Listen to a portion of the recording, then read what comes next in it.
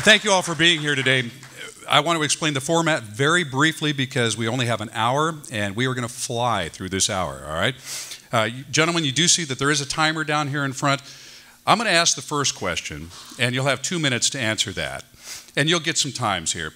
And then we'll proceed with some of our law enforcement sponsors. They'll be asking questions. You'll have a minute to respond to those. I'll remind you of that. If for some reason you should mention one of your colleagues as part of your comments and that colleague would like to respond, we'd like to keep the format loose enough to be able to do that. So we'll go ahead and take care of that. And then I'll ask the final question today, which I'm kind of looking forward to because it was one that I was asked in a job interview and made quite an impression on me. So again, the first question, you'll have 2 minutes to answer. And here it is. All right, here is the first question. Since fiscal year 2006, over 1,150 officers have left the San Diego Police Department. Out of the current 1,841 officers, approximately 900 are eligible to retire in the next 4 years. Uncompetitive compensation is making it difficult to recruit and retain officers, and officers are complaining of inadequate staffing and equipment failures, placing them and the community that they serve at risk every day. Now, as mayor, what is your plan to address the immediate and long-term problems plaguing the San Diego Police Department? And I will add that the idea of losing 900 experienced officers, to me as a law enforcement professional, is terrifying. You don't learn this job in 1 or 2 years. You learn this job over a period of years. And as a citizen, that's terrifying to me that you'd have that kind of experience drain over a short period of time. So how would you deal with that? And Mike, we'll start with you down on the end. Thank you. I'm glad I have 2 minutes to deal with this problem because we'll dispatch it very quickly. First of all, I want to say thank you very much for allowing me to participate today. I want to appeal to our professionals, our public safety peace officers, and have them understand that we have a limited amount of money, $1.25 million to spend on all of our needs in the city, and over $419 million of that goes to the police department already. So whatever we do, we have to do it within those confines. I know that's not happy news, but the fact is that our pension problem, the $275 million we have to pay in our pension payment, which is over since 2005 has gone up from $161 million, is basically crippling our ability to come up with more money for our new police officers. So we're going to have to be innovative. I'm not here to make any promises to any police officers that we're going to increase your pay in order to have you stay in San Diego. But what I will tell you is that with our new chief, I will work with the RAND Corporation, which issued a report back in 2008 identifying ways in which we can improve our recruitment and our retention here in San Diego. And I will make as a primary criteria for the hiring of the new chief, that chief have in place plans that will allow for retention and for recruitment. We're going to have to rebuild the police department because all of our baby boomers are retiring. But we do have positive things. We offer our police officers a 4-day work week. We pay overtime.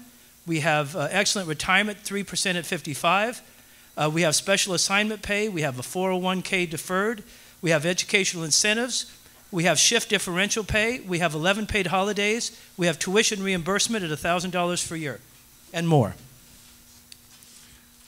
Thank you. David? Thank you, and thanks for being here. I think what we need to look at when we're electing the next mayor is what has that individual done?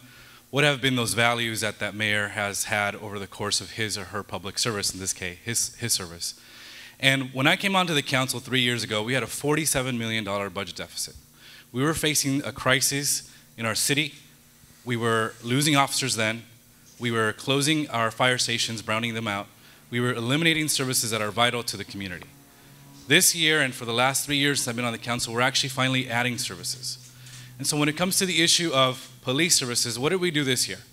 We gave a pay increase, but not a significant enough pay increase. I can tell you that we got the best that we could because we needed to get 6 votes on the council. And so when you're looking at what is each individual going to represent for the future of the police department to ensure that we don't have these severe losses, is look at what they've done. Look at the votes that we've taken. The money that we've set aside for our CAD system, which you've told us, the police department has told us, is imperative. It's over 3 years old. I think it's really simple. If we pay, you stay. That's what's going to need to happen in the city. It's not a magic plan that anybody can put together. If we pay you the money that makes us competitive with the rest of the cities that are similarly in size, you're going to want to stay and serve in the city. And so we are losing a lot of experienced and talented individuals, and that's sad to see. But I want to say thank you to those who are staying behind and who are actually serving and who are willing to stay even though we've been attacked, public employees have been attacked, and that includes police officers. I have taken a different route. I've said thank you for your service. I don't think we should eliminate the benefits that you're receiving because you are the top quality and we got to keep you here in San Diego. Thank you. Kevin Faulkner. Mark, thank you. Thank you for having me here today. This issue is so important that one of the first major things that I did to roll out was my police officer recruitment and retention plan. This is an issue that we've been working on the council, particularly as we've come out of some very difficult times. And yeah, there hasn't been a lot of money, but we said if we make the tough decisions, that'll get us to a point where we can start getting us back on track. That's what we need to do. And specifically, my plan talks about cutting the red tape for recruitment. It also talks about making sure we have competitive salaries and making sure that our officers have the equipment that they need. We led the effort on recruitment and retention, and I led the effort on that before we even had a mayor's race. When we stood up and we said we need to make sure that our officers have more money in their pockets. And just last week, of course, those funds started to come in because I took the lead on that and the council supported it unanimously. I also stood up when we found out and we realized that our personnel department wasn't working with our police department. And it was taking over a year to hire individuals, particularly our civilian personnel, when we already had those dollars out there.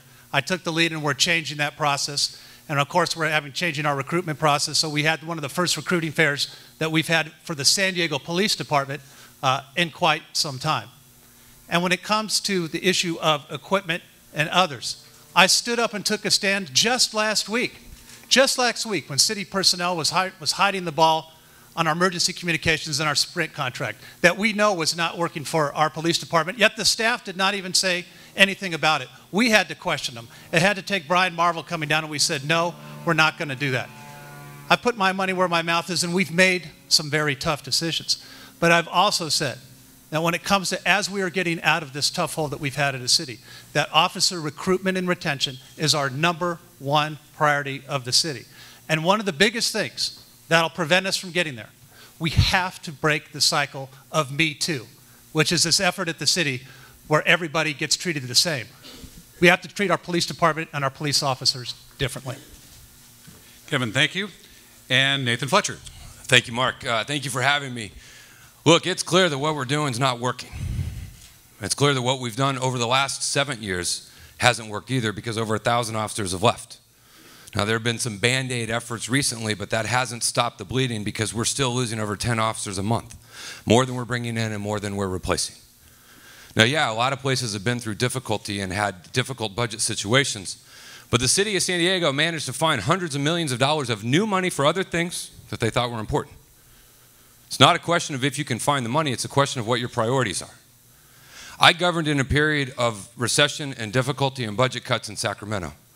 And I authored Assembly Bill 2510 with the San Diego police officers to provide the city with a reform measure that could save millions of dollars, millions that could be put right back into hiring, paying, and equipping officers that are out on the streets. I authored Assembly Bill 2547 to reform a program that wasn't working, that was wasting tax dollars, to put millions of dollars back into public safety. When I did Chelsea's Law, what got all the attention was the one strike life without parole, but I worked with the San Diego police officer who said there's penalties we need to increase. It generated millions of dollars that can go back into law enforcement. I have a plan, and my plan focuses on getting us to 2,000 officers by 2016. My plan focuses on cutting attrition in half. If we do that, we save $3 to $6 million a year that can fund a lot of the things that we want to do.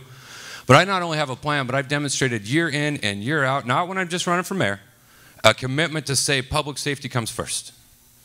Public safety comes first. I don't need the city charter to tell us that. It tells us it's our highest priority.